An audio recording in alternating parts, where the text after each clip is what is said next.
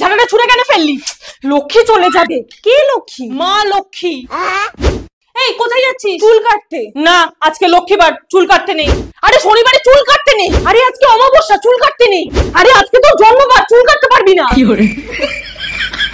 Late হয়ে গেল। মা পরীক্ষা দিতে যাচ্ছি। যাচ্ছি না বল, আসছি।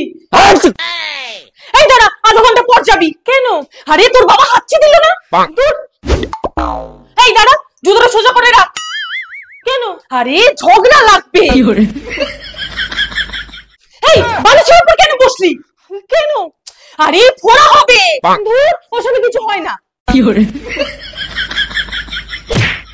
তুমি আবার শুরু করেছো। মা জানতে পারলে কিন্তু ঝগড়া করবে। একটুখানি খাবো, মা বুঝতে পারবে না। বলেছি না, কাজ ভাঙলে বাস্তু দোষ হয়। No, no, no, no.